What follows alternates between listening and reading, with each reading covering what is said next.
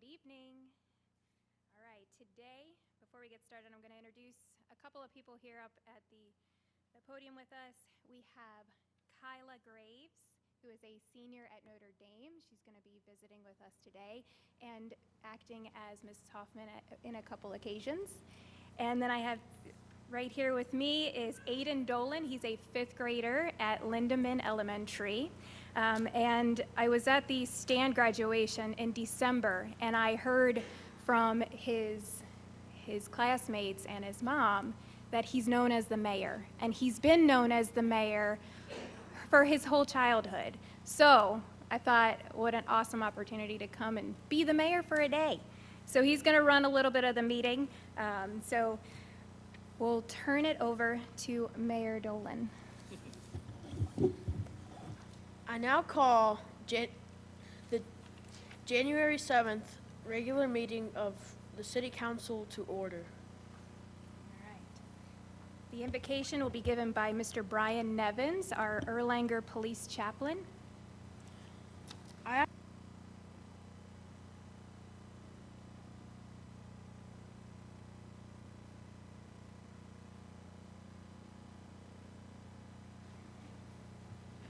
You guys can be seated. Not that I mind if you stand, but you can be seated. But if you would, please join me in prayer. Thank you, Lord, for your great grace and your provision. In your word, you call our leaders to be ethical men and women of honor and to exercise servant leadership.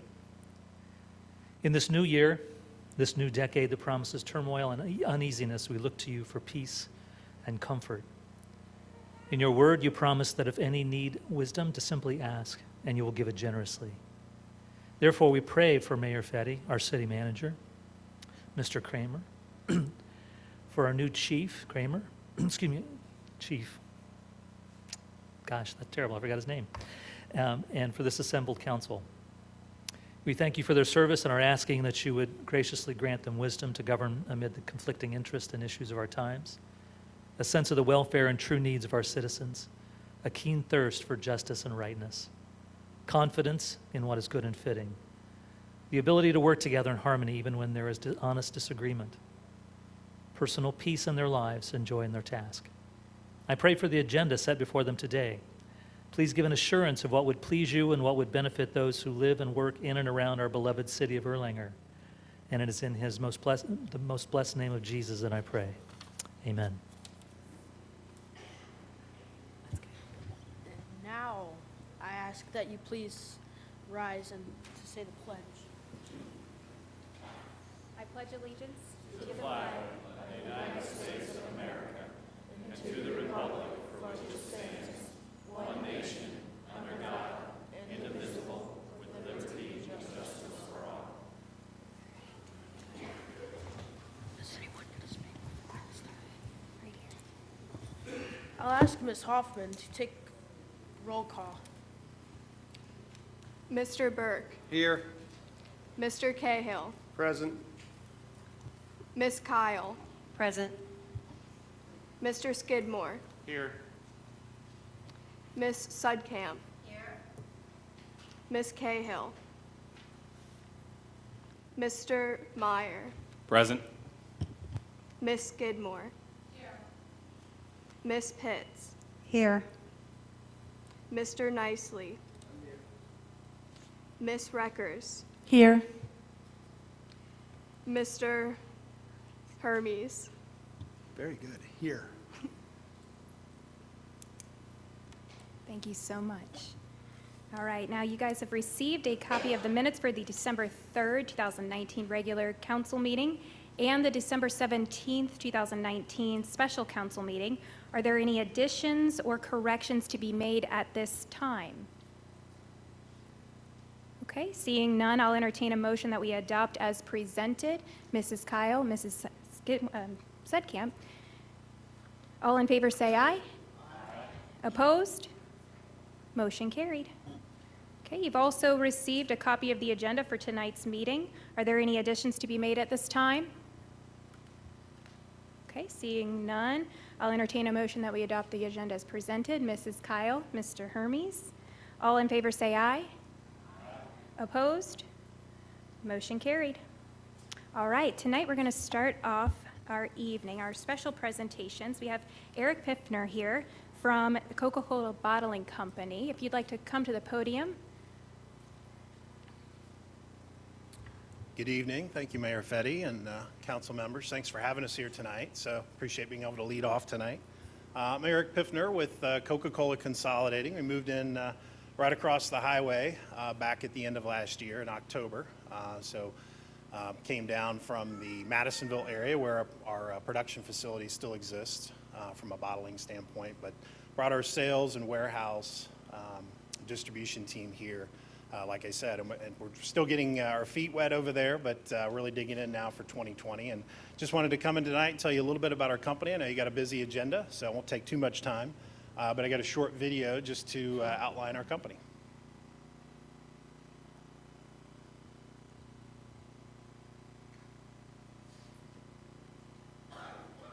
There we go.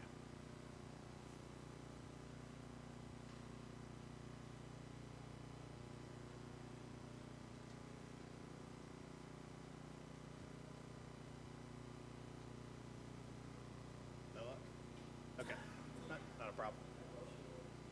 It's very short. All right, so that not a problem. I can cover for that. So let's Do a commercial. yeah. I saw that, and I appreciate that. So let me tell you about our company. So we are a bottler. So when you think of Coca-Cola, right, you think probably first go to Atlanta, the Coca-Cola Company, headquartered in Atlanta. They're the worldwide marketer and producer of the syrup, right? But we are a local bottler, right? So Coca-Cola's history really has gone through franchise bottling systems, which we are a part of. Coca-Cola Consolidated.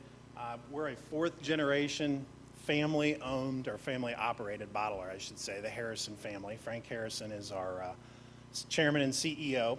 We've been in business for 114 years, so Coca-Cola's been around for about 128 or 9, I believe. So you can see the franchise system has been alive for quite a long time as well.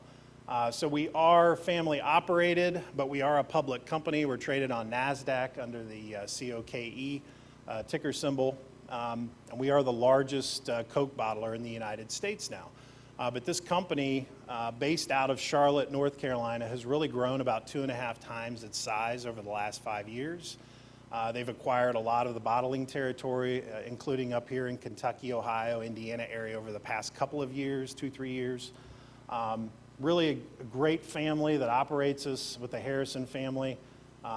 Really, you know, before I worked for more company-owned bottlers, this is more family operated, as I've said, so it has a much better feel to it.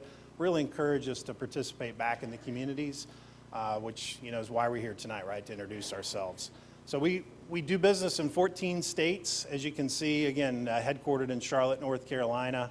We have over 17,000 employees, including about 400 here in the city of Erlanger that do various jobs, which I'll go over here in a minute. We have distribution or production facilities. As I mentioned, we've got the one up in Madisonville where our sales office used to be, and we have 12 others across our geography that actually manufacture the product as well. Over 300 brands and flavors. So you think of Coca-Cola, you think of Coke, Diet, Sprite, right? But there's many other brands, and obviously we've diversified over the years. And you know, water is one of our biggest sellers now, but we have over 300 brands, like I said, and close to 1,000 SKUs that we carry in the warehouse across the street. So our purpose statement as a company is to honor God in all we do, to serve others, to pursue excellence, and to grow profitably. We actually put this on our invoices, a little unique for a publicly traded company to have that on there. But again, faith is a big part of our company.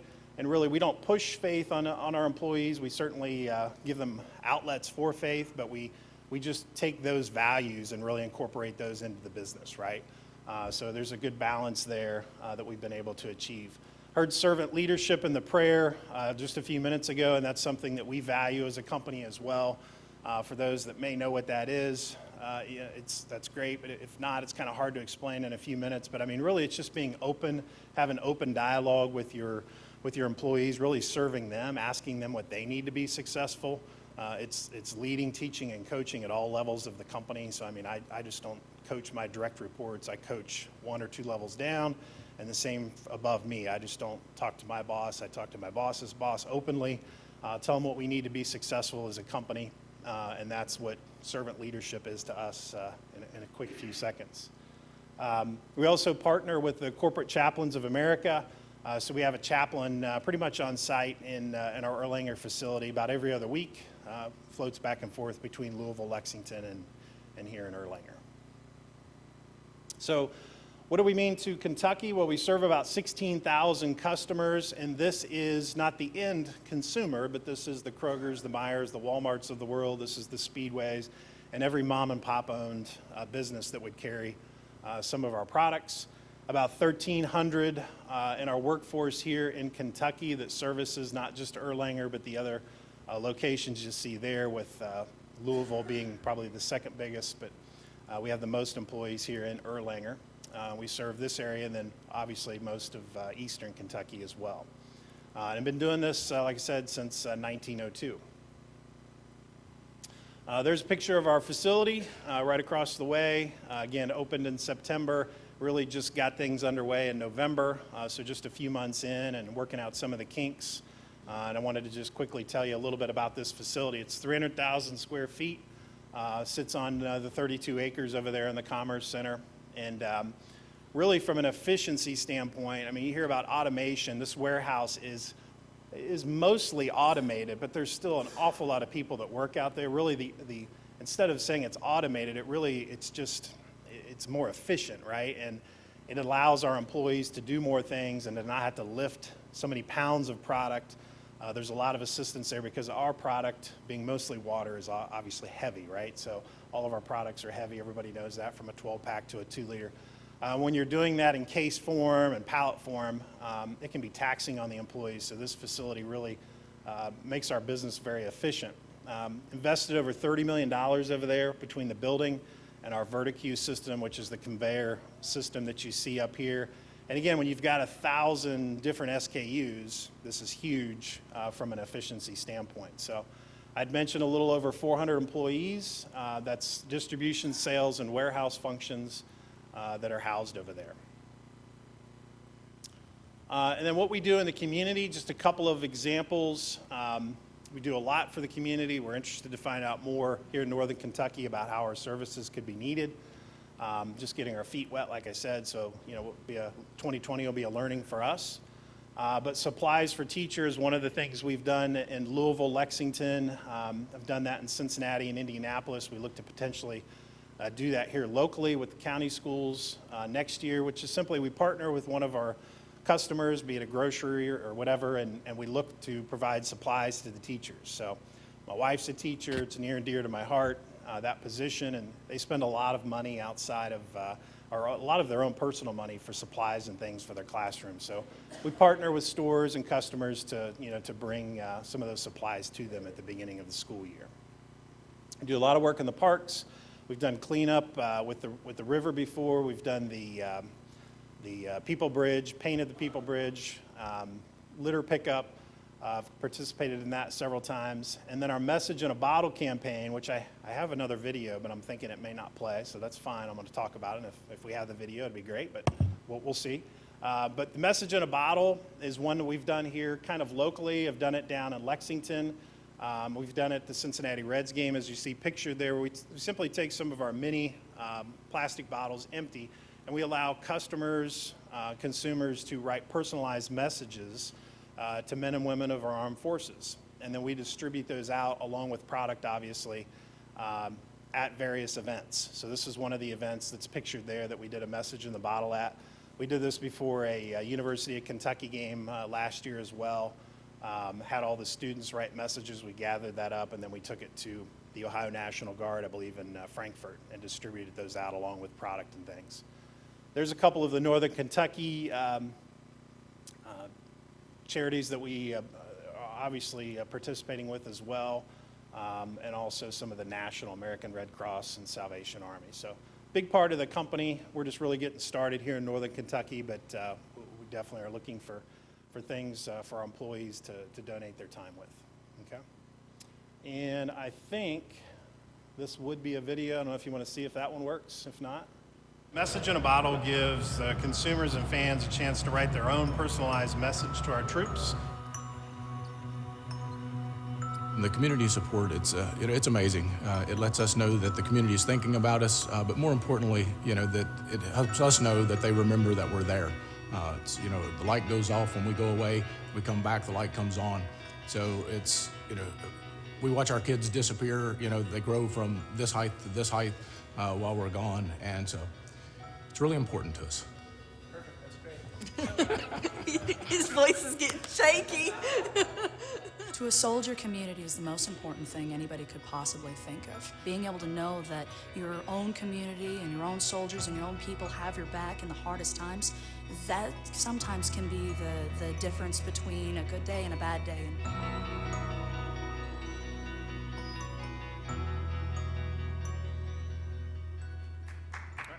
Thank you. Thank you.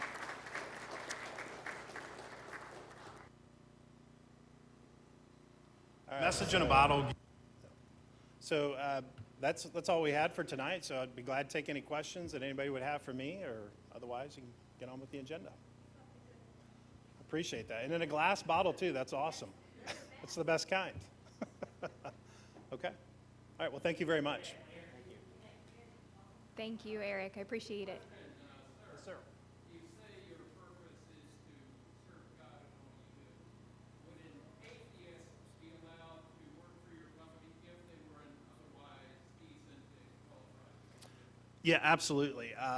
So really, we just take the values from faith and incorporate that into the business, but it doesn't, you don't have to serve any particular religion. So, and it's a fine balance, but absolutely. Thank you. Yep. Thank you so much, Eric. I appreciate it.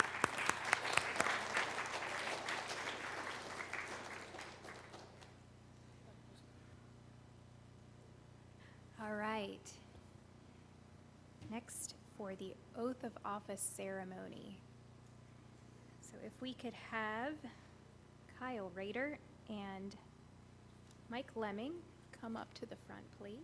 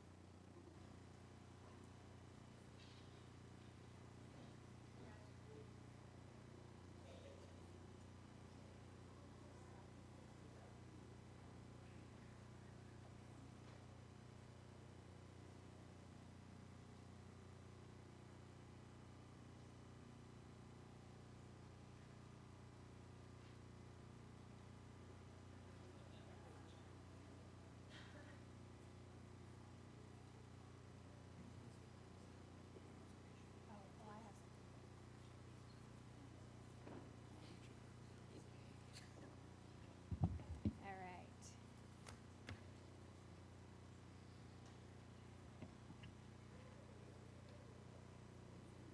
They'll both get a chance to speak in just a moment. We'll do the honors first. Okay, go ahead and place your hand on the Bible. We have trouble with this every time. All right, I'm going to go together, okay?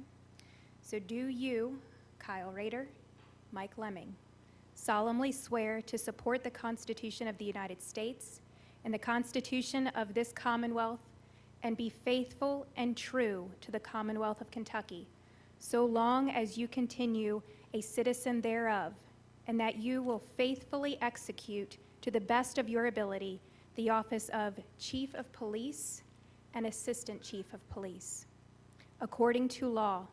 And do you further solemnly swear that since the adoption of the presented Constitution, you, being a citizen of this state, have not fought a duel with a deadly weapon within the state nor out of it, nor have you sent a challenge to fight a duel with a deadly weapon, nor have you acted as a second in carrying a challenge, nor aided or assisted any person thus offending, so help you God? Congratulations.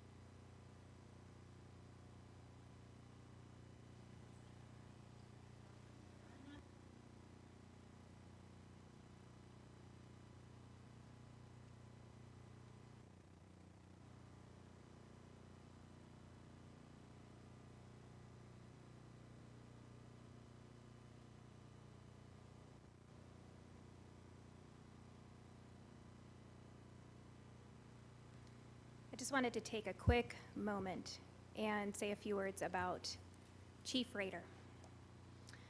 So I'm so extremely excited to swear in Kyle Rader as our new Erlanger Police Chief. Kyle has proven himself as a strong leader and an effective communicator as a devoted member of the Erlanger command staff for several years. He's a hometown guy that grew up in Erlanger. From a very early age, he knew that being a police officer was his destiny.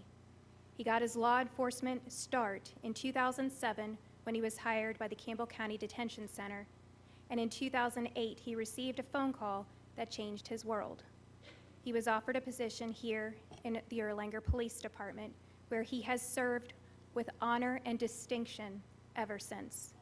Kyle served as sergeant from 2013 to 2016, lieutenant from 2016 to 2017, and assistant chief from 2017 to 2019. He also served as a SWAT officer, a bike patrol unit, firearms instructor, and a field training officer. He's a graduate of the Department of Criminal Justice Training Academy of Police Supervision, Criminal Justice Executive Development, and the FBI at National Academy, which he has just recently returned from. Kyle lives in Independence with his wife, Pamela, and his two sons, Jacob and Jackson. If you know him, you know that his family is his life, and spending time with them brings him no greater joy. We are blessed to have him, and we look forward to his continued service and leadership in our city.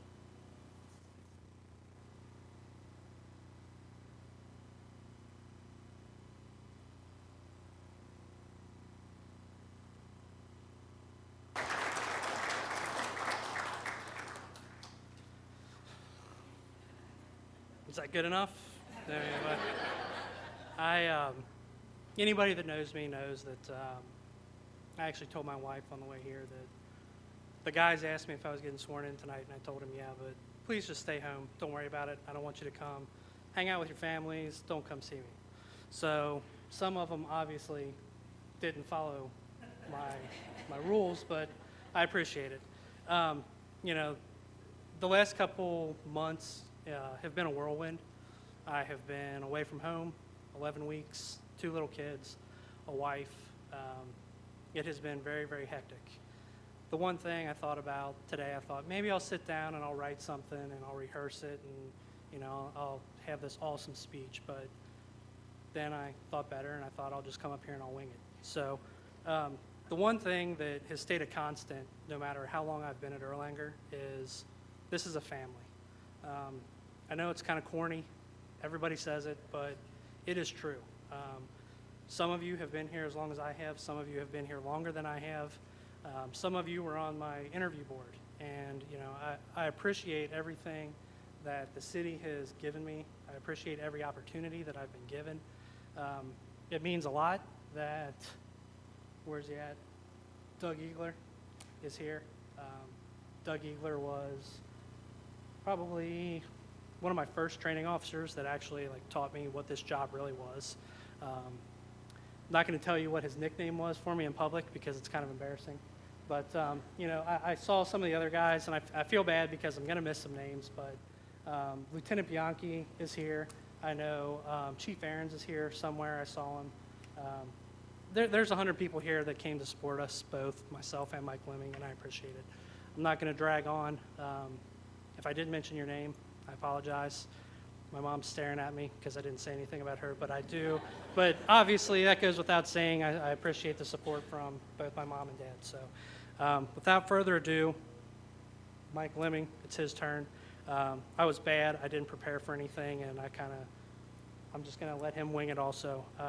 Mike Lemming started here in 1999, and he's my wingman, obviously. That's why he has been promoted to assistant chief. This guy knows pretty much everything about being a cop. So when I have questions, because I don't know everything, he's my guy. So, Mike.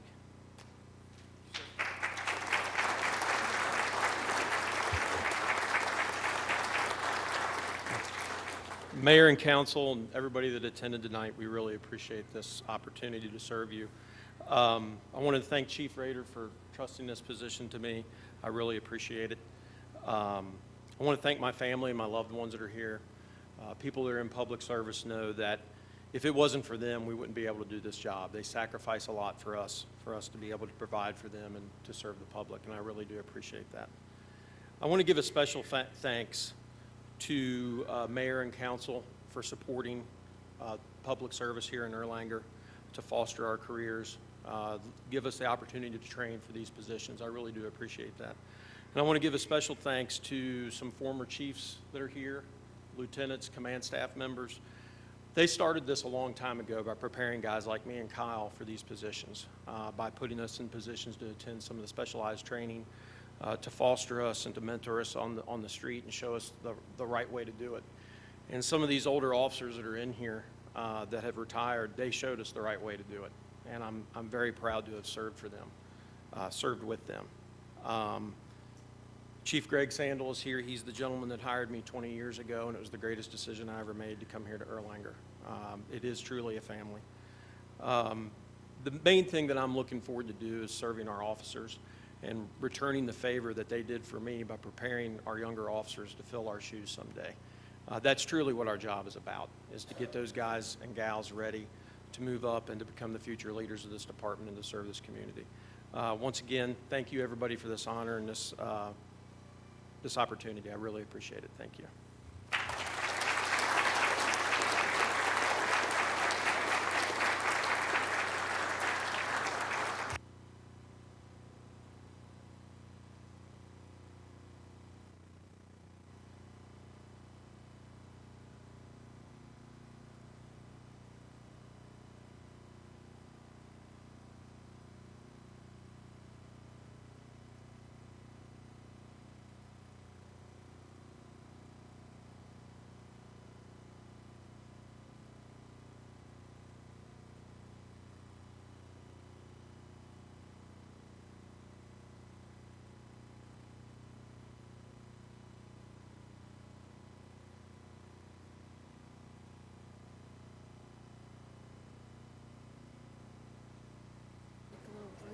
We're going to give it just a couple of seconds here.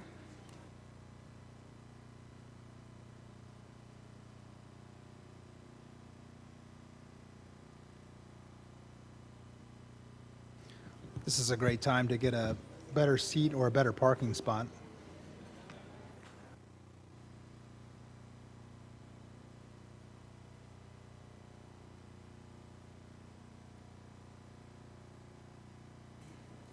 Okay, Judge, if you'd like to come to the podium. Our next special presentation is our Kenton County Judge Executive, Chris Knockelman. He is going to give us a brief presentation about PDS.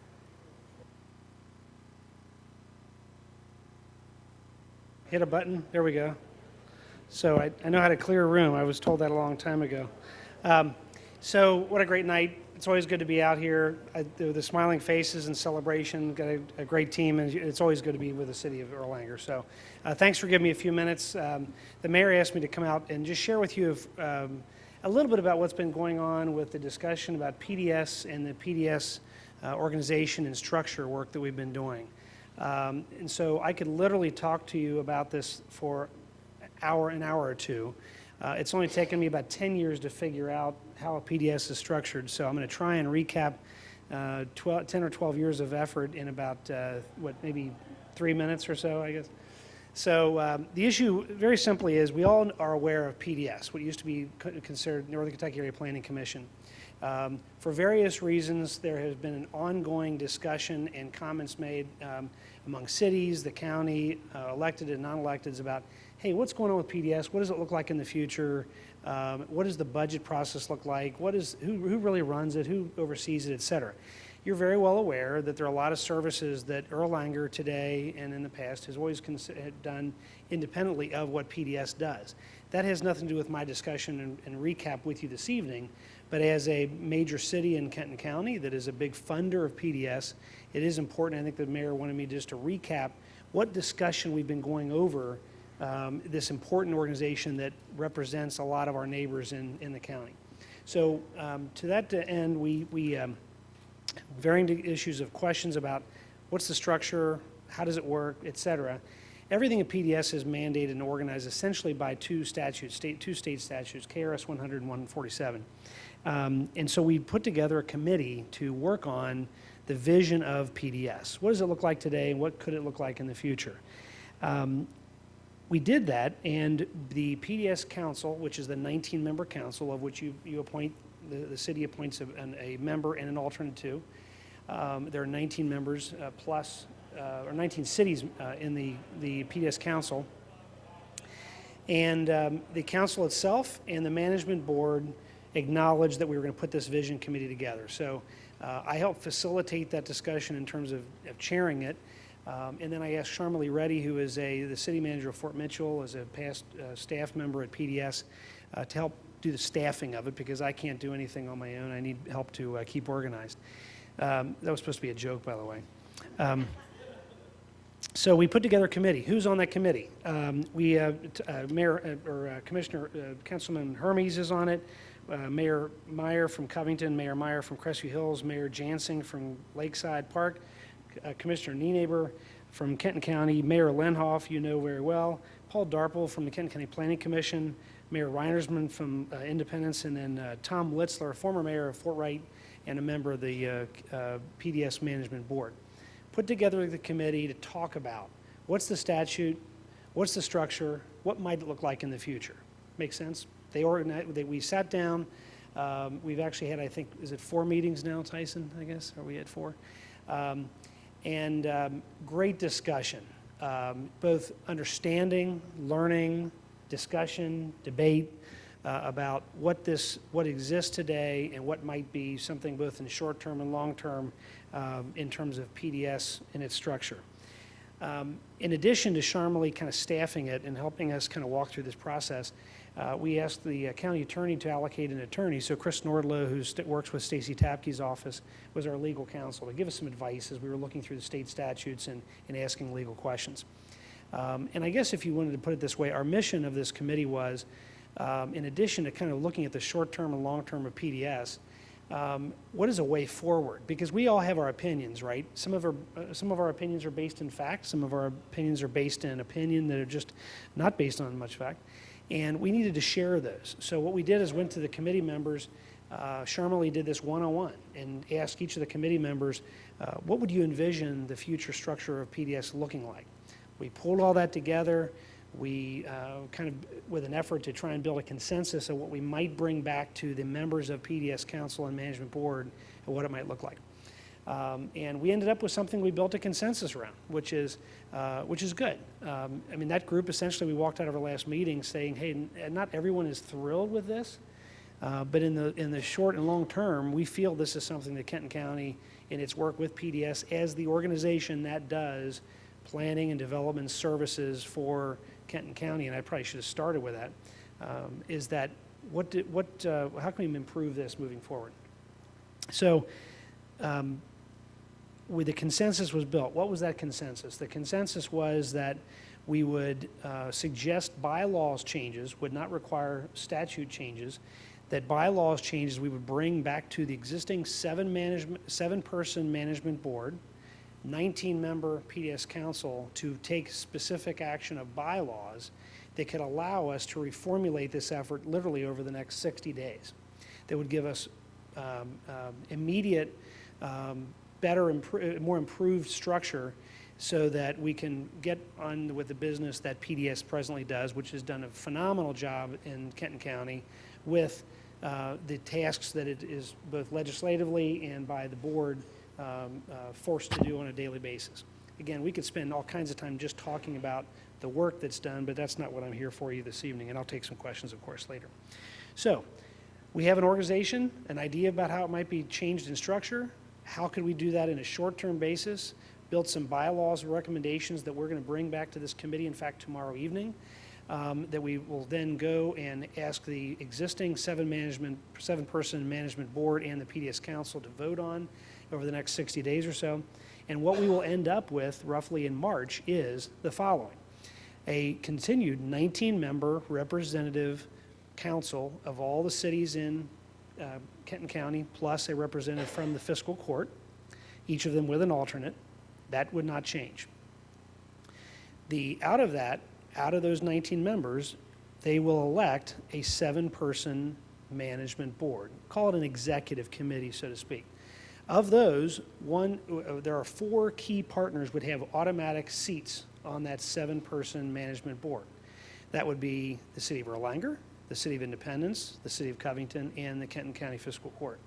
The remaining 3 seats would be voted on by the remaining 13 members of the council. The existing board would resign, the existing 7-person board would resign, and you'd end up with this new functioning administrative board executive committee called the PDS Management Board.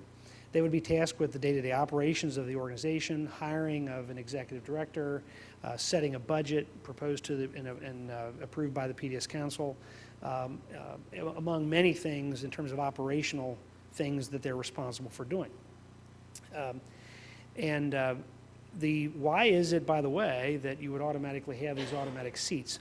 That's a long story, but essentially what it is you've got the 3 big cities in Kenton County would have an automatic seat plus the county, and that's an easiest way to understand it. You all know that when you have a larger city, you have more responsibility, more staff, bigger budgets, more residents who are paying into this operation, and that's a short way of saying that's one of the reasons why those 3 cities would have a seat. And then the county, of course, because of its representation of the entire county and its own unincorporated population. So in a nutshell, we went from right now, I would look back 5 months ago, lots of ideas and opinions about, PDS does this well, doesn't do this well, I don't like the structure, I don't like the approval of budgets, I don't like all this stuff, or I love all this, it's great, we don't need to do anything and just leave it alone. All those voices were at a table. We discussed it in committee, came out of a consensus to recommend to the council, and that we will be proposing those changes to be made in the coming months.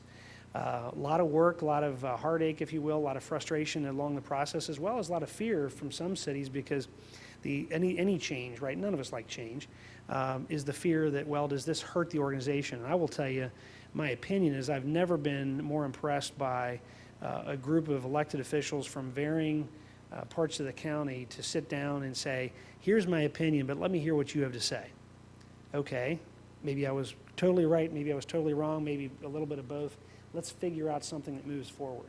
So what you're now going to end up with is a management board and a council that is accountable, responsible, and I think has an opportunity to really kind of move forward with the efforts of building services to serve all the residents in all the cities of the county as they so choose.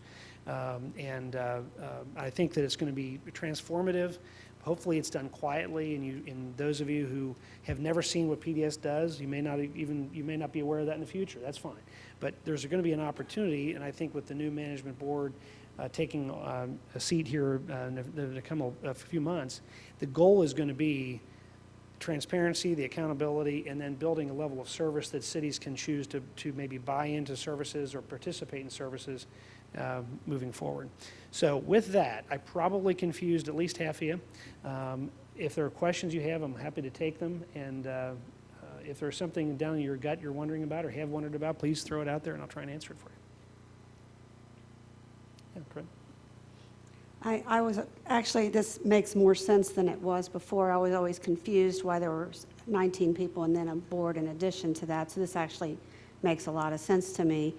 These board people, is this as a yearly thing, or is it every 2 years? Do they have a Great question. Yeah. Right now, the proposed bylaws, and just as a side note, remember, all these things still have to be voted on Right, by the right. existing board, so everything I could tell you could be voted down. Mm-hmm. I'm hoping not, but that the management board members, we're proposing that they would serve a 2-year term, Mm-hmm. and they would all be at the same time. The present board gets elected, and is kind of on a rotation of varying degrees. It really doesn't work this way. That it doesn't work moving forward when you ask people to step off. Then some new people would be 6 months or a 2-year, how would that work? So we were recommending that everybody just come in as a 2-year member. Okay. And there's going to be an automatic, if you think about it, Gary's going to be on the council, so he would be an automatic seat on the management board. So let's just say for the moment that that he served 2 or 3 terms as city council member and was reappointed on the council and was Erlanger's representative on the management board. But let's just say he didn't, chose to say, I'm not running again, or lost.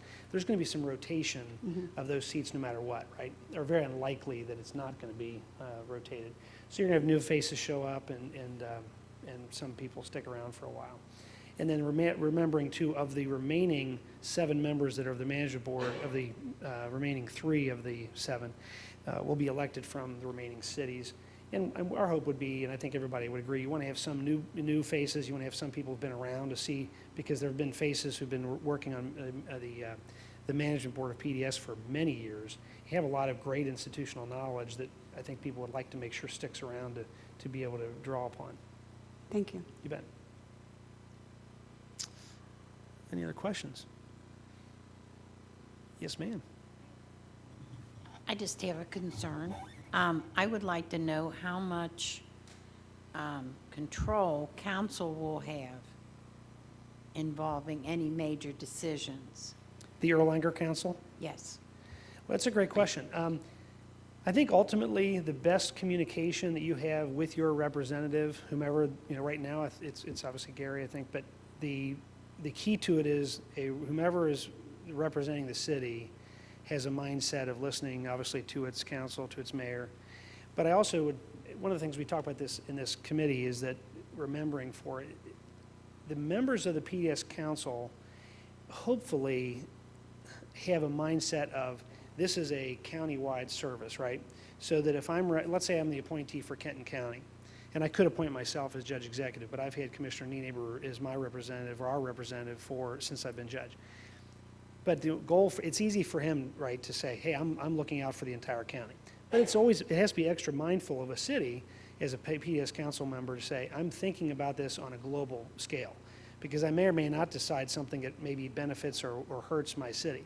By definition, I mean, if it's a subjective thing. So I think the important issue is you've got representation, because those 3 big cities plus the county are the big funders of PDS, the budget of it. The population's there. So by the definition of a bigger city, there's more of a say. That's the beauty of this new model, is that there's some accountability for the dollars as well as the say in what's going on day to day, which has never been the case. You could conceivably, in this existing structure, only have very small city representation leadership of the entire organization.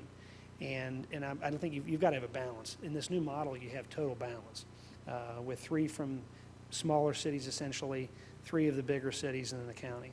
So I think it's well balanced, and about as well as you can do with a 19-member board, right? It's tough to do no matter what. You guys deal with it on a regular basis as the biggest council in the county. There are huge benefits and there are some challenges. You just have to kind of work through those. My biggest concern that I have is our Public Works Department, who do an absolutely phenomenal job. Oh, absolutely. Yep. I mean, I don't know of anybody that's blessed like we are in that term. Yeah, and I would say too, remember, and this is more of an operational side of things, remember, this is intended to look at structure of board, structure of setting budget, and then electing a board, an executive committee out of that council that looks at it oversees the management. This has nothing to do with really or saying that operations of the organization would go one direction, or that's always going to be decided upon the management board and then the director of the organization. But in terms of its support for things like your public works, or the GIS system is a great example. That's probably one of the biggest ones that automatically, budget-wise, can be tapped into by cities of your size. That's going to continue. Those resources, I would assume, would continue to be something to be utilized. But the good news is, with a city like Erlanger, you're going to have both. You're going to have choices all the time. You can either do things with PDS or without them, as in some cases do today, and you can make sure that the level of service is always high. And if it's not, you can choose to do other things. But I really believe, and I've always been a fan of PDS. I will just be blunt with you and tell you, I think the staff is second to none. They continue to do great work. The professionalism, the output of their work. They're busy doing their work while all of us as electeds, right, get to worry about the boards and budgets and things. They're just trying to do their day-to-day job, and they do a great job of that, as your public works team does, and et cetera. Very good. Yes, ma'am. I have a question about funding. You said that, you know, the bigger cities put in more funds. Is that based on a percentage of population, or how is that? I was going to make figured a joke and say, well, you know, Tyson cut the check a long time ago. It funds 80% of it, but I won't make a joke. You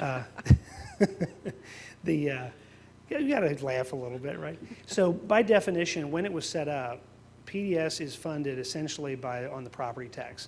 So the more residential, the higher the population and the valuation of your property, that's where it's going to be funded by.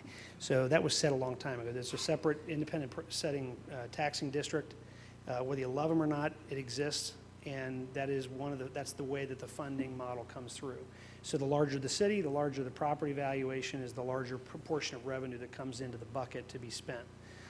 Which is something that, you know, is always one of those things to be aware of, because those are residents' taxes of, you know, let's leave Erlanger out of it for a second. As a resident of Crescent Springs, my tax dollars on my bill go to PDS, right?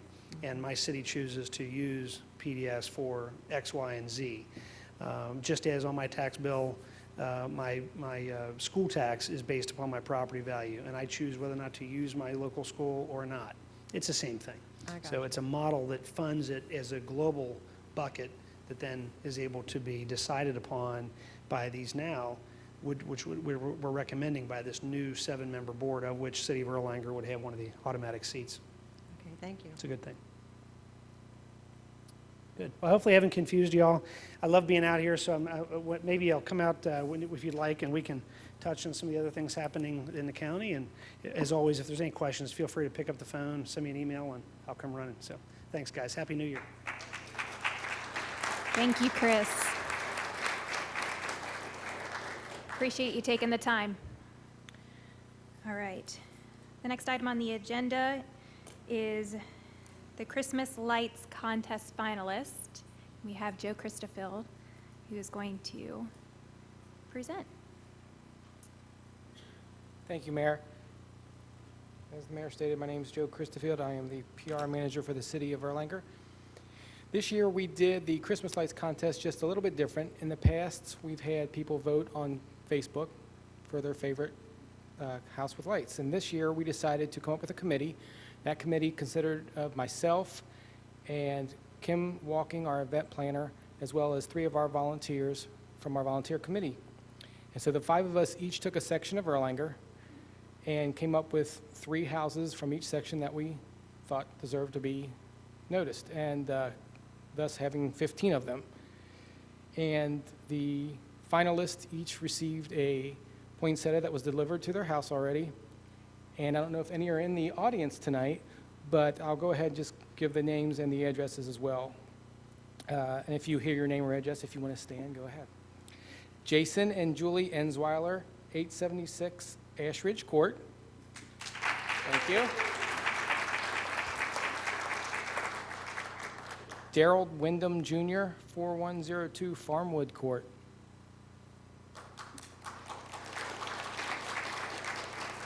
Terry and Sharon Kugel, I don't know if I said that right, 3940 Woodgate Court.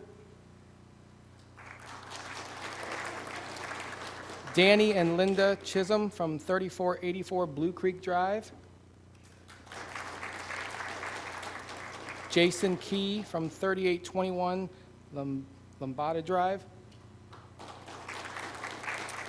James and Victoria Gemmer from 3831 Zora Lane.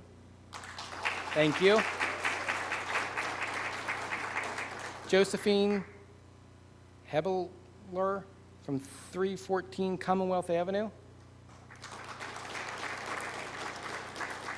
Albert and Melinda Brown from 4109 Fitzgerald Court. Michael Sweeney from 438 McAlpin Avenue. Thank you. Alan and Kathy McDonald from 3564 Concord Drive. Thank you.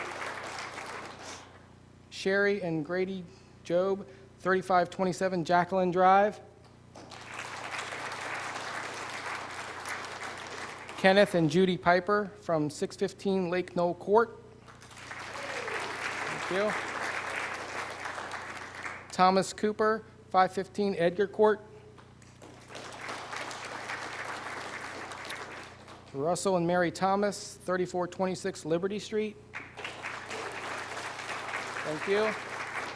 And Shauna Booth, 3353 Redbud Court. Thank you all. The lights were great, and I think we're just going to keep doing it like this because I think that was really fun. My wife and I actually went around for about 2 hours on our section and looked at all the lights, and it was pretty fun. So we're getting a lot of good feedback for this, but thank you all very much. Thank you. Thank you, Joe. And thanks for everybody that lit up Erlanger.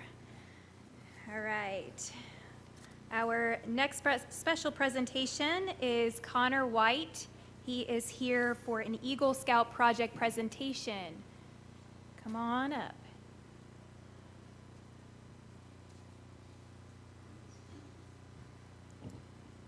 Hello, everybody. I'm a Boy Scout from Troop 726, and we're located in the basement of St. Henry Elementary School. Today, I'm presenting to you my Eagle Scout project in hopes that City Council will sponsor it.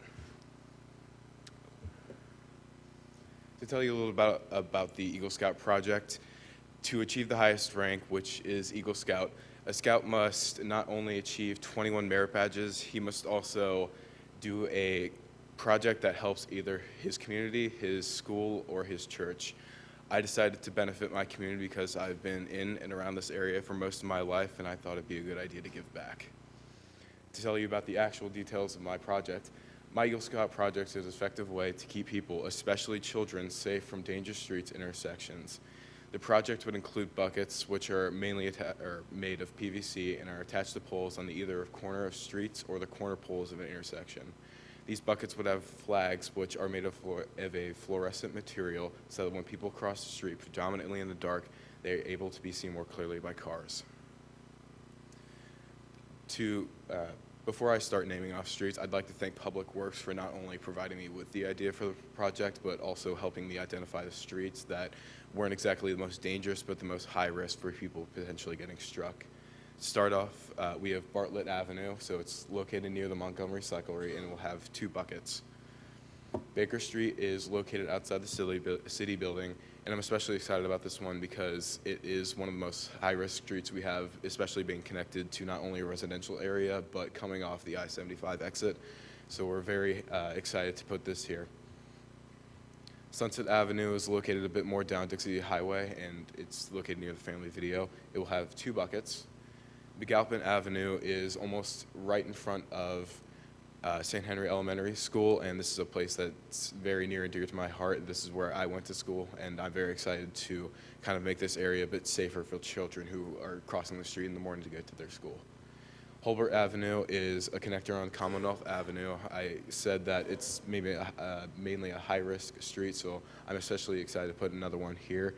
And if I'm not mistaken, a couple twists and turns around, you get to not only Lloyd High School, but another middle school, and just to make it a safer place would be a great idea. Cost details. In total, we're going to have 12 pipes spread across 5 areas. After calculating the prices of the pipes, the pipe ends, and clamps, it comes out to roughly $90. Additionally, we will have to buy flags to fill the pipes, and we're pictured up at the top right there. And buying enough as well as extra for refilling comes out at $350 a flag and comes out to $280. Each pipe will have 5 flags and a sticker accompanying it to tell the user how it should be used. I'm sorry, but the pictures on the bottom are a little bit too small, but the basic idea is just to have a PVC pipe that you get at Lowe's or maybe Home Depot and fill them with flags. So when people are crossing the street, they pick one up, walk it to the other side, and place it in the bucket so they're able to be seen by cars. Questions?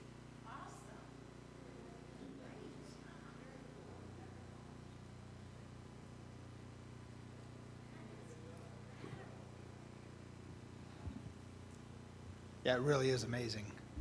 Great idea. So simple, but seems so effective. Thank you. And you're to be commended on that. That was really a great idea.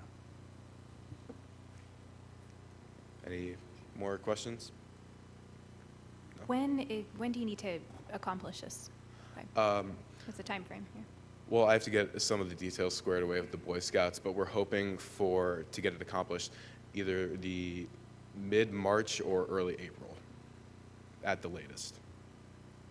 Do you do the installation, or do you work with Public Works and you guys do it together? We're predominantly doing it with the Scouts, but just to have Public Works involved would be a good idea, just to make sure everything is up to how it should be. Okay, great. Thank you. Thank you so much, Connor.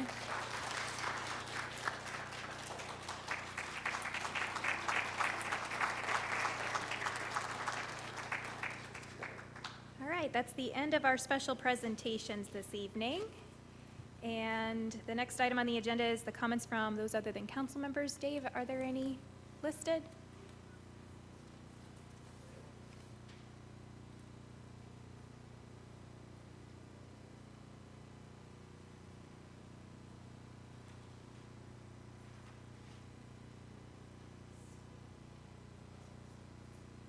Okay. We have Judy, and I'm sorry I won't be able to, is it Newdester? Judy from Sunset Avenue. Okay.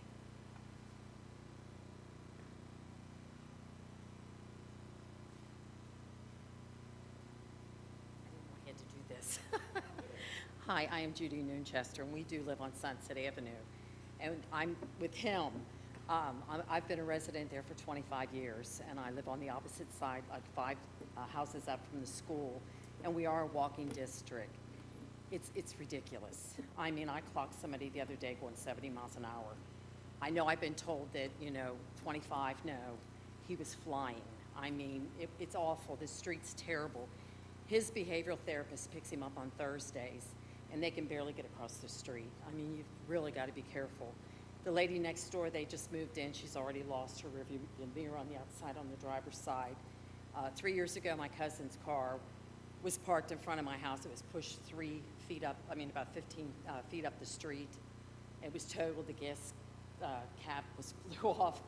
And it was, I'm not going to go who it was, but it was her son. But I've been up here 3 times at the front desk. I've called the police. I've talked to them. I mean, we need something done with that street. They put a radar sign thing up for a couple months, and then they take it back down. And it's just nothing's getting done. I mean, we're getting tired of coming up here and complaining and calling and no results.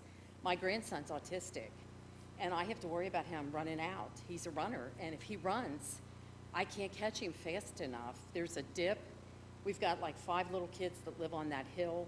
They fly up, and then when they're coming this way towards Dixie Highway and the other car's going towards the school, somebody's got to slam on their brakes and stop. And if those children are running across that street to get to school, you can't stop, and we're walking every day to get back and forth to school. And it's just, nobody does the speed limit, nobody. And you can ask anybody on the street. You can go up and talk to them at Miles School. All of them will tell you up there how bad it is. Even when Mr. Shepard or anybody's standing outside, they don't care. They just don't care. They just go flying by. So I would appreciate if we could just get some help.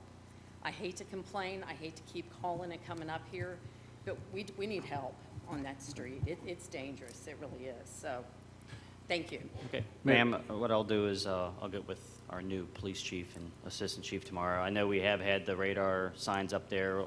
We'll take a look at it this week and see what those are. We might need to get them back up and do some more targeted patrol. But I've got your phone number here. Okay. So I'll contact you sometime this week just to kind of let you know what we But I mean, found. you've got to leave something up. I'm sorry? Because you have to Okay. leave something up, because nobody remembers that you put that up there. Mm-hmm. You know, so we need something permanent to slow them down before somebody's killed. You know, and I see the streets have all been decorated, and there's nice benches for bus drivers, people getting on the bus. We need help for our kids. You know, somebody's going to get killed. Thank you. You know, so thank you. Yep. Thank you very much. Mayor Fetty, Yes. I was going to ask if we could put something on the committee meeting for the 21st. I know we've talked about large speed humps in the past, and I know we continually talk that we don't like them, but it seems like there's a few places where they would be great. I mean, they slow you down, because if you don't, you're tearing up the bottom of your car. So I'd like to talk about that again and see if that's something that we can evaluate and get some information on. Okay, we'll go ahead and add it to the agenda. For committee meeting, and if Ms. Nunchester's still in here, I appreciate her coming up here. That's very good to know and understand.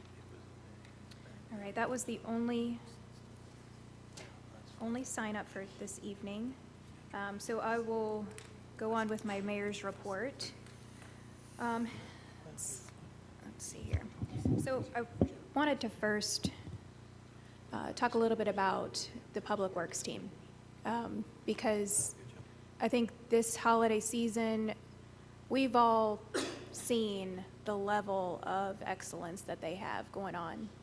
And like the amount of comments that I've gotten about the Christmas lights outside, I mean, just top notch. And I cannot thank you more. And then when you pair it with the events that Kim Wolking did, I mean, just that weekend, the holiday weekend, what an amazing, special time in our city. So I'm so thankful for you guys, so thankful for Kim Wolking, all of her volunteers that came out, the council members that came out to support. It was just a wonderful weekend, and really a testament to what we've got going on in this city, and it's pretty special. So talking about the committee meeting, so we'll add that to the agenda. There's a couple of other things I want to talk about, and I intended to send an email, running out of time to do everything that I want to accomplish here, but an email is going to be coming to you guys tomorrow. The next committee meeting, I want to do what we did last year, that planning session where we sat down, we talked about what our goals were for 2020. Let's review the task forces that we had over 2019, review their objectives, what we got accomplished, whether they not need to continue existing, or whether we need new task forces to accomplish new goals. So I would like that to be part of our meeting on the 21st. So if you guys can be thinking about very specific things that you want to get accomplished through this year, I'd greatly appreciate it. I know, we had the small business task force that Ms. Reckers was running.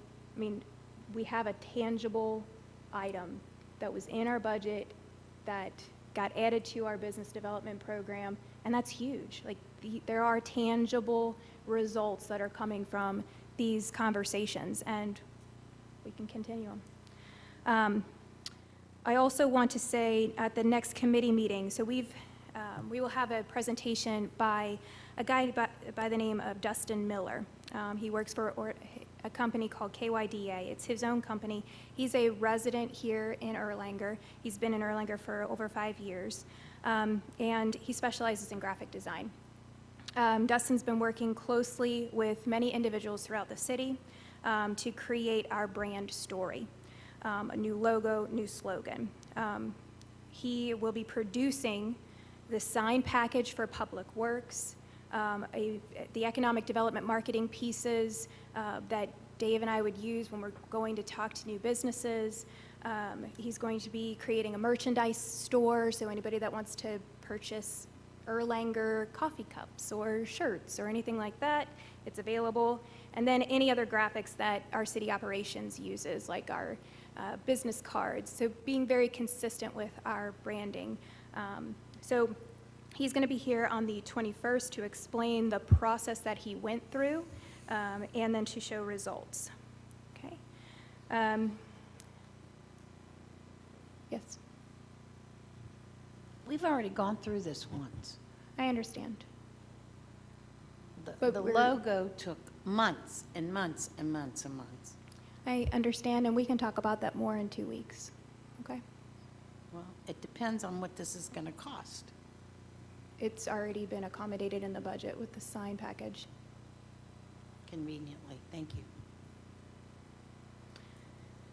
All right, the Sister City event on Martin Luther King Jr. Day will be taking place in Erlanger in the council chambers here on January 20th from 6 o'clock to 7 o'clock with light refreshments afterwards.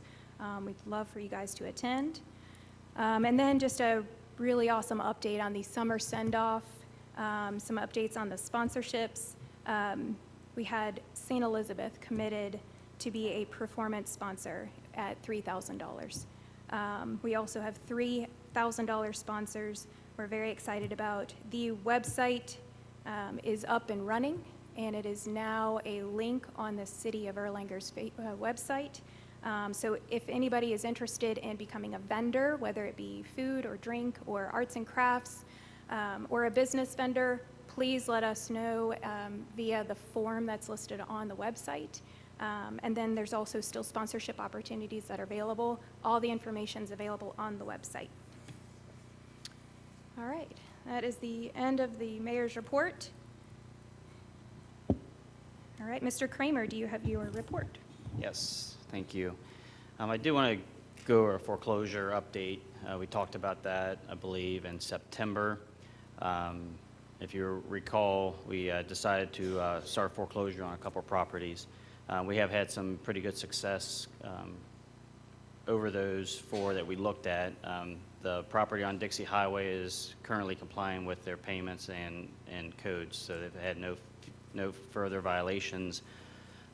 They paid half their fines off, and they agreed upon a payment plan, which they've been holding to. So that's a good thing for the city, and definitely has halted our foreclosure process on that.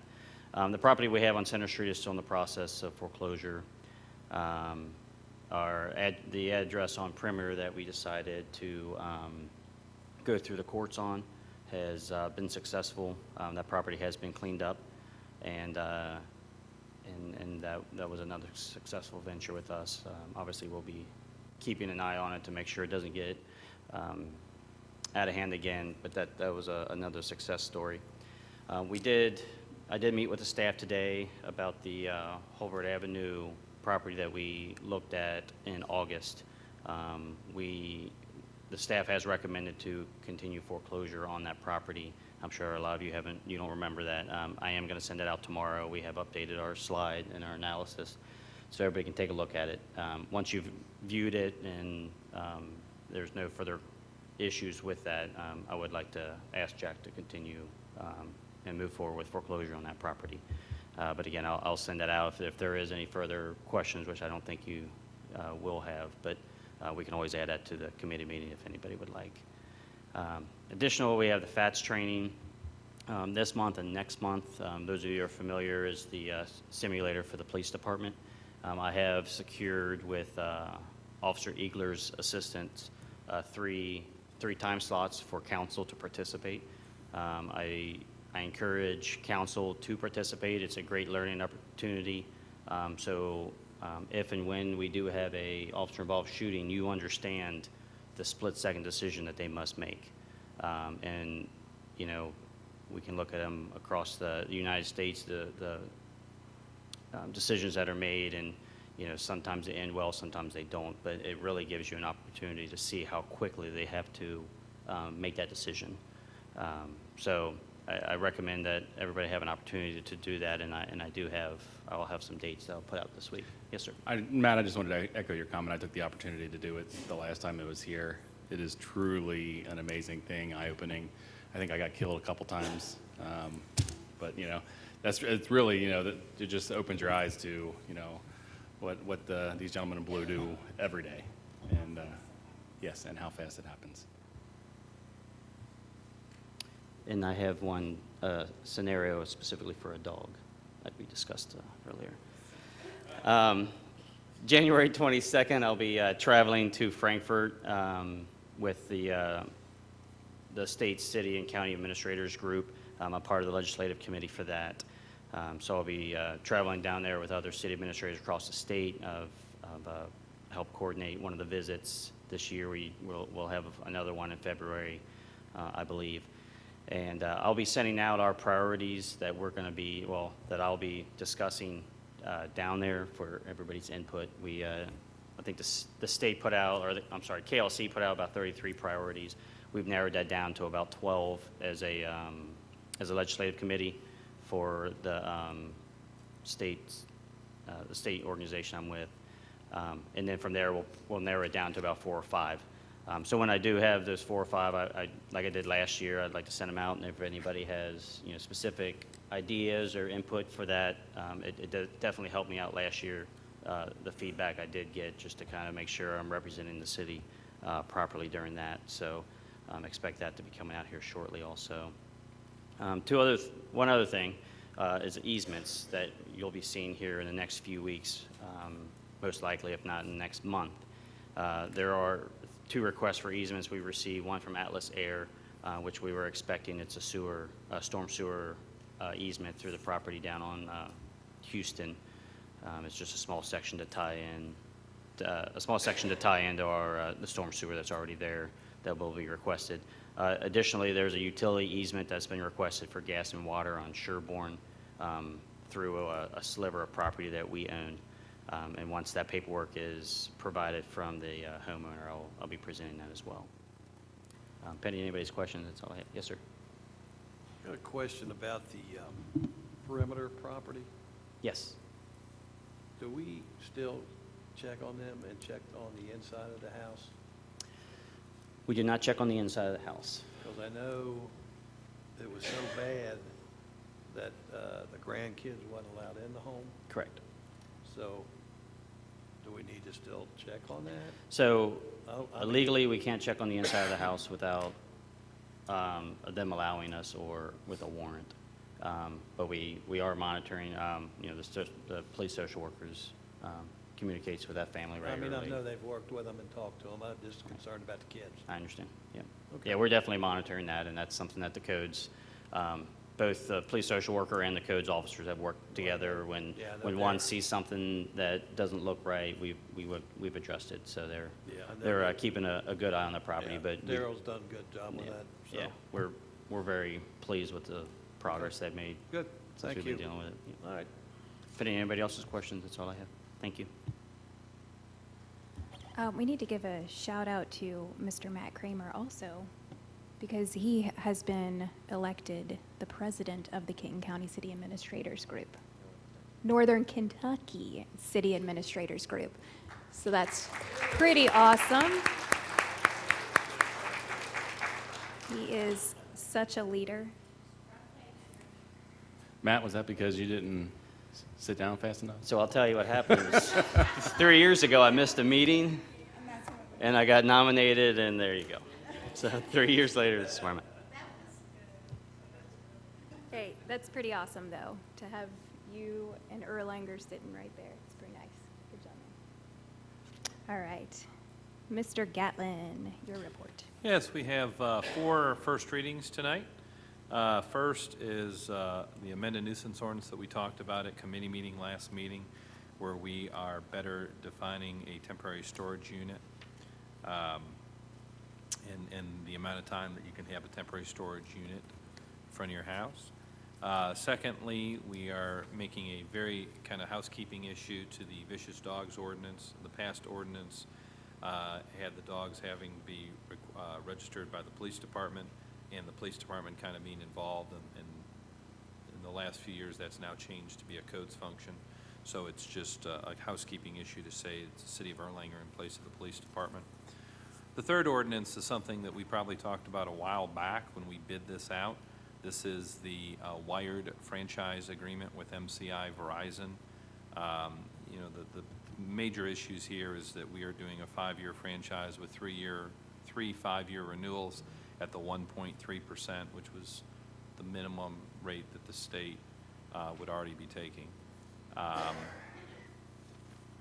And then the final ordinance reflects the changes that were suggested at the committee meeting as it relates to compensation of city council. And you can see that there's really no change in the maximum amount of pay. It's just now being broken down into an amount of $3167.76 per year, plus $50 per regularly scheduled meetings, special meetings of the city council and regularly scheduled city council committee meetings, with a maximum of $100 per month and allowing 2 paid absences. That's all we have. Okay. Mr. Glenn? Capital and projects.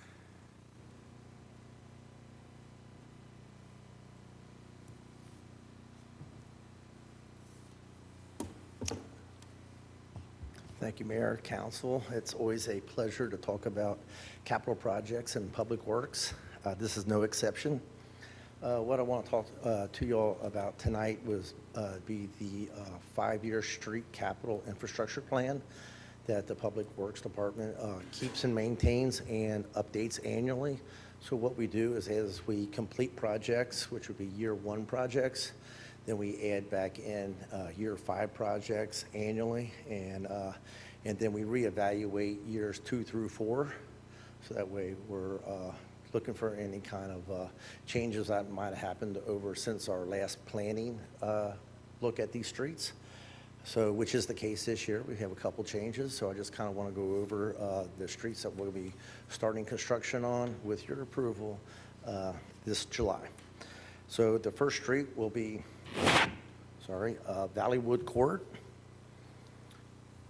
followed by Lexington Drive, Carriage Hill Drive, Delphi Drive, Mesa Drive, Hickory Lane, Terrace Drive, and Rowe Court. Does anybody have any questions or anything on those streets? So as we do any kind of street improvement project, we always look at the sidewalk as far as any kind of improvements that it might need. Carriage Hill, those who know Carriage Hill, and Delphi Court, both those sidewalks are beyond saving, so we'll be doing complete sidewalk replacements on those 2 streets and just improvements on the other streets. And the difference in this plan versus what we proposed last year would be Woodward Avenue. That was slated to be started this July. We pushed it back 1 year because what we were going to do is phase 1 this year, and the following year do a phase 2. By pushing it back 1 year, we can do the entire street in 1 phase with less disruption to the residents. Plus, it enabled us to bring up Terrace Drive, which was kind of in bad shape, and with that Rowe Court. So those were 2 streets that we moved up, and we moved back Woodward Avenue to make up the difference financially. So those are the streets that we're going to be tackling. Jim Viox and his staff are currently doing in the middle of the design phase. He'll be setting a meeting up where we can meet with Northern Kentucky Water. They're interested in doing 3 water main projects on a couple of these streets in conjunction with our efforts. So that would be a good cost savings for them. And we'll be meeting with them in the next month or so to make sure we're coordinating everything with them. Any questions? Yes. Mr. Glenn, I realize you probably don't have the whole list in front of you there, but I was curious about one street. Yes, I do. Zeta Court. What is it? Zeta Court. It is in the plan, and it is No, it's one that we've talked about in the past. 23, 24. Yeah, I remember when I first started, you asked me about that, and I confused it with Beta. And Zeta is, it's slated currently for budget year 23, 24. Okay, all right. So it is in the plan. It's just a few years out. Okay, thank you. All right, thank you. Thank you, Peter. Okay, reports from task forces. I know Mr. Meyer has one. Yes, ma'am. Matt, would you mind pulling up that presentation? I put a few slides together. There's been a lot of things that have gone on, or I guess occurred over the past year. So I wanted to just kind of recap some of the things that we've done. And at the end, I've got just a couple recommendations, one that'll flow into the committee meeting. But just to recap who those task force members are, myself, Vicki Kyle, Rebecca Reckers, Mr. Gatlin, Mr. Hahn. When we set out to our original project purpose was to identify these opportunities, reduce blight, and increase the property values. You know, one of the challenges I think that we're not going to see an immediate increase in property values, but it's laying the groundwork for those things to happen. So when we were thinking about what were those objectives that we wanted to see, identify properties and potential reasons behind issues, and then some potential solutions to address the blight. When we first met, one of the things that we realized is, and this goes back to me kind of being a data guy, is we wanted to do an assessment. Let's really see, what do we have out there? What does it look like? Let's get some real numbers so that we can, start to formulate some plans. Otherwise, we're just kind of guessing and shooting from the hip and not really, taking a structured approach to that. So that's where we begun. And if you could change, thanks. Where I'm really seeing this is, I think we came to the conclusion that there's not a significant issue of blight in Erlanger. We surveyed so far 3,256 properties. We found 56 violations, but that was any type of violation. So because we had the codes enforcement officers out there looking at each of the properties, that they found rubbish, tall grass, weeds, those kind of things, they were making notes of those, issuing the coming to compliance kind of comments. But then we also found 16 properties that we would have deemed as being blight, and a great portion of those were already in some process of mitigation, whether it was foreclosure, there was a number of those, but things that were, in progress. I think the Holbert one was one of those properties that you referenced as well. That was originally on that list. So I think when we look at the numbers, the data tells us, hey, there's while there were some things, we didn't have 200 properties like Covington might have or something like that. So when we looked as a percentage total, was less than 0.5% of the properties we would consider to be blighted. The next slide is just kind of the map that we were surveying on. So you'll see if the colors are showing up. Some of the green areas are the ones that have numbers or items that have been completed, and that's where we found some properties that we would have been considered blighted. Towards the middle of that section is if the yellow is showing up, which I don't think really is on that screen, is the one that's in progress. And then we have another 5 items. So we had 12 different areas that we were assessing, going systematically through. We didn't want to, I don't want to say redline, but look at certain areas and not look at everything. We felt it was responsible to look at all areas of the city and determine where we were. This last slide is just kind of the summary from that. One of the key outputs that we came here was a draft ordinance for demolition grant. So we'll ask on the 21st committee meeting to put some discussion around that draft ordinance so we can start to get it in the plans and have those discussions in advance of all of the budget planning. We're essentially came out of that asking for approximately $100,000 for the upcoming fiscal year budget, and that was to rebate someone for doing the demolition and rebuilding a property. So it's not just tear it down and leave a blank lot, it's tear it down and build something, which would have to conform to, the zoning, the codes, the maintenance, all of those things. And where we wanted to, leave some flexibility is, okay, let's go up to $10,000, but 10% of the property value. So if you tear something down and you only put up a $20,000 building, we're not going to give you $10,000, we're going to give you $2,000. So they'll have, some vested interest in those pieces. And obviously, these things, there'll be an application process so that you're not doing it after you've already done work. We want to know in advance you applied for the grant. At the end of the project, ask for your money rebated. So for our next steps, one is the review of the draft ordinance at the January 21st committee meeting, and then finally complete the assessment of the remaining areas. I know we're going to talk about task forces, kind of recapping those at the next meeting as well. At this point, my recommendation is that we terminate the blight task force. I think we've got the outcomes that we're going to have.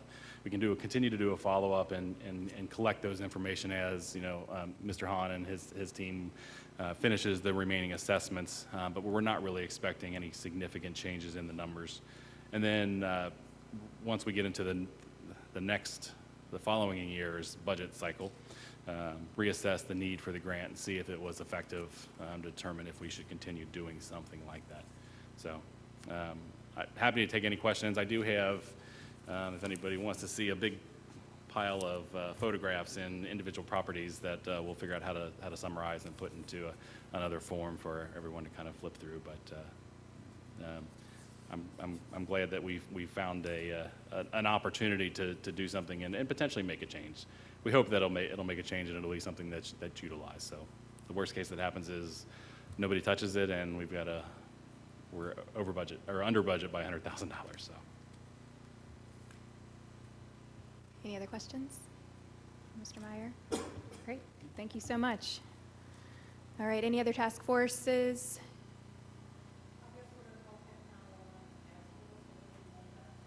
I think we typically put it into old business, but it doesn't matter. You can talk about it now if you'd like.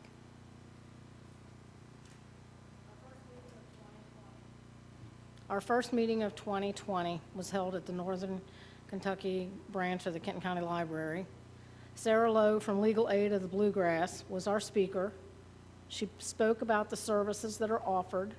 These included help with rent, getting a job, eviction, etc. There was a 3-year program offered by Gateway for the ones who fell through the cracks. Mentioned how the system allows people to fall through the cracks. Also, when a person gets benefits and betters themselves, they end up making more than they are allowed, and they fall back through the cracks into homeless and helpless. It ends up being a vicious circle. We discussed the number of grants that are available this month. Lots of grants are available now because of the new year. Several of our grants were renewable. There is a regional grant in the works for all local areas. That's the 7 counties. Legal aid is available for help with wills, power of attorney, and other legal matters. It was very interesting to hear about all of these services. And there will be no February meeting, so I won't have to do another report in February. Does anybody have any questions? End of report. Thank you, Ms. Skidmore. All right. Any other task forces? Okay, we'll move on. Ms. Hoffman, do you have any correspondence this evening? No, sir.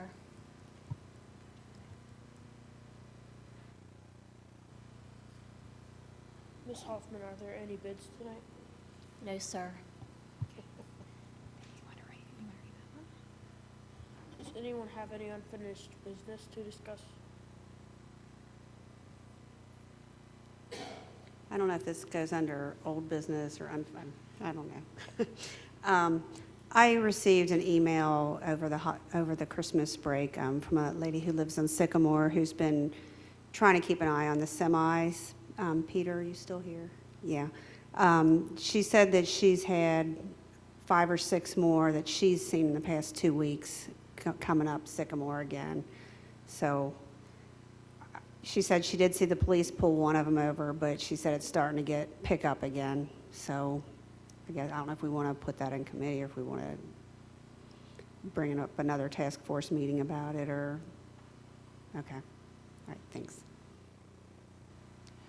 Yeah, I'll get you an answer. I know Public Works still has a plan to improve that entrance there, and I'll get that email out to you guys.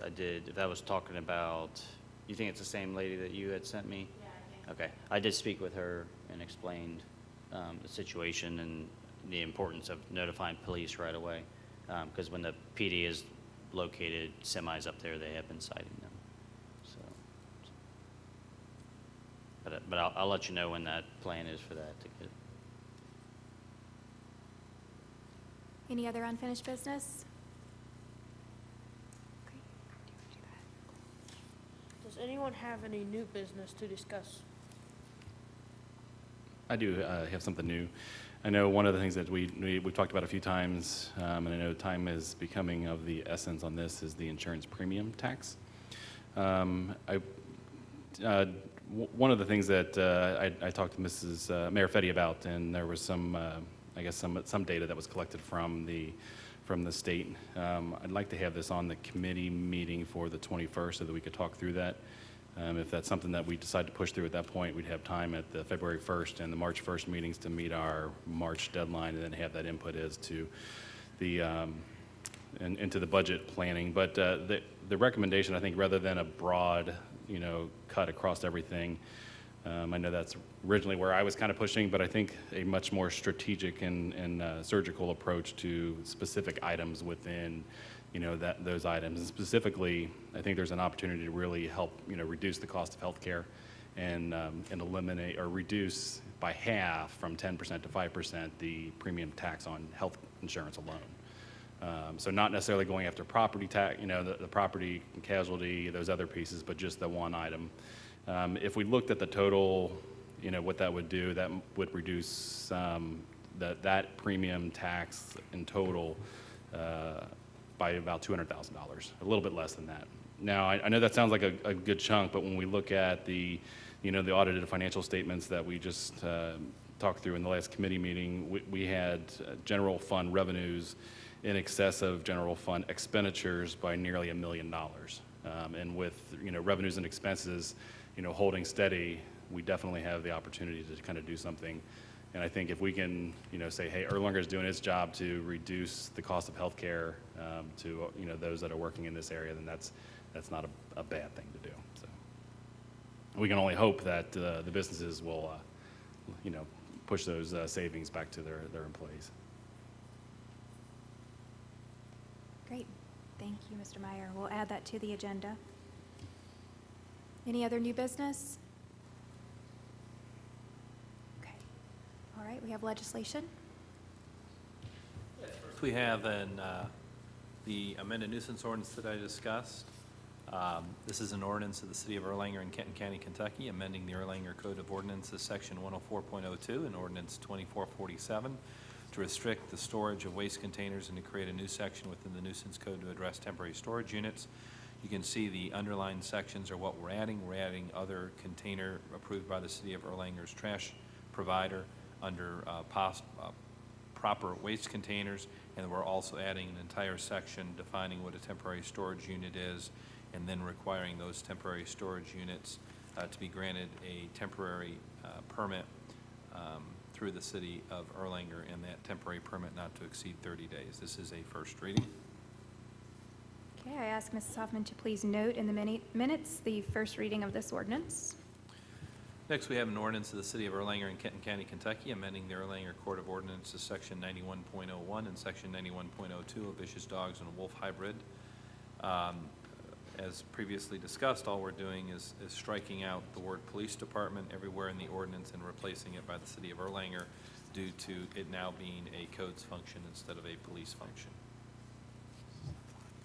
Okay, I ask that Ms. Hoffman to please note in the minutes the first reading. Next, we have an ordinance confirming the sale and awarding a non-exclusive franchise to MCI Metro Access Transmission Services Corporation, DBA Verizon Access Transmission Services, for a term of 5 years for a telecommunications franchise agreement for the construction, placement, maintenance, and operation of a telecommunications system and facilities for the transmission, delivery, provision, and sale of telecommunications services along, in, on, over, and under the public right-of-way within the City of Erlanger, Kentucky, all upon the terms, conditions, and covenants contained in the wired telecommunications franchise agreement.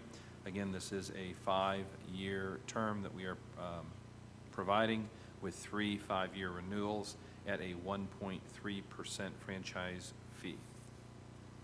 Okay, Mrs. Hoffman, please note in the minutes the first reading.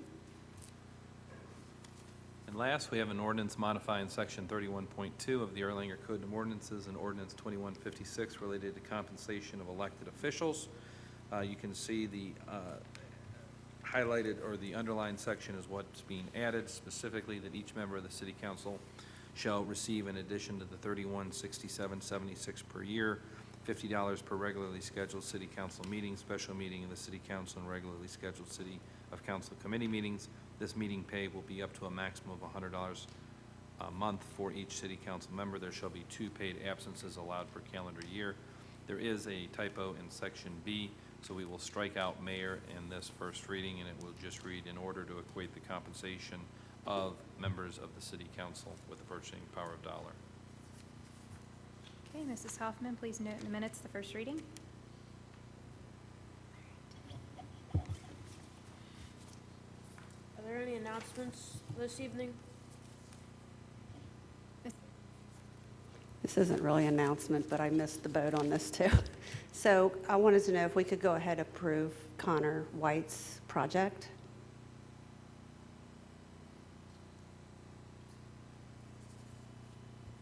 Yeah. I would certainly move that we approve the costs. Okay.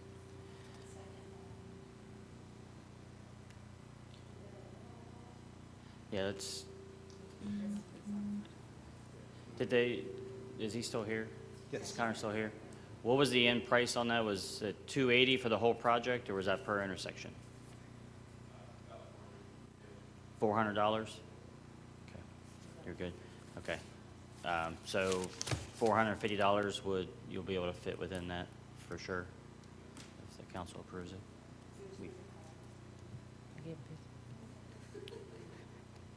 That's fine. I did verify with Public Works, they do have that in the budget to be able to accommodate it.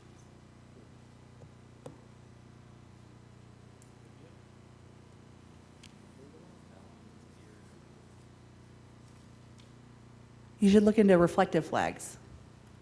Did you do pricing on reflective flags?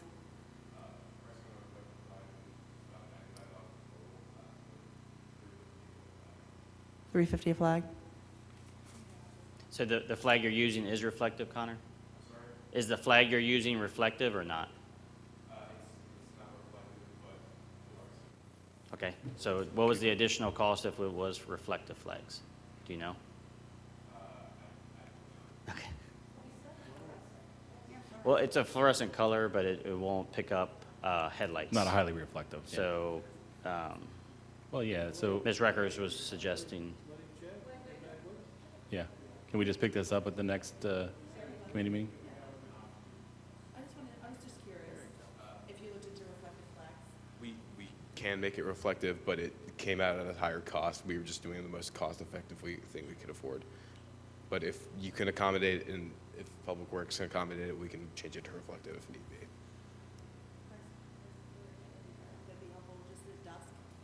Yeah.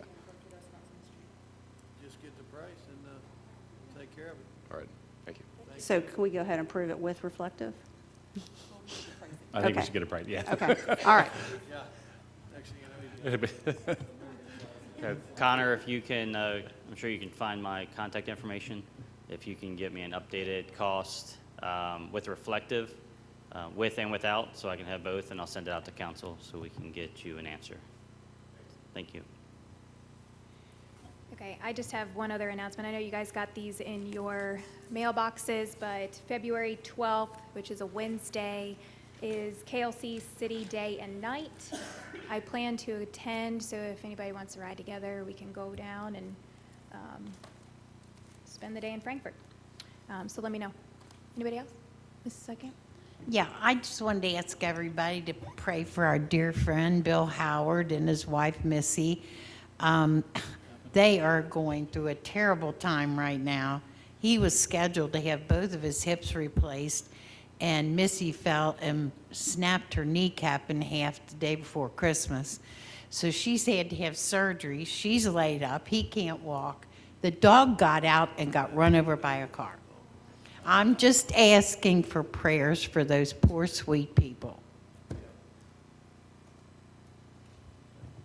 Patty, while we're on that list, asking for prayers, I'd ask people keep Mr. Steve Montgomery, former council member, in their prayers. And I'll be happy to talk about that after, not here, but he could use your prayers.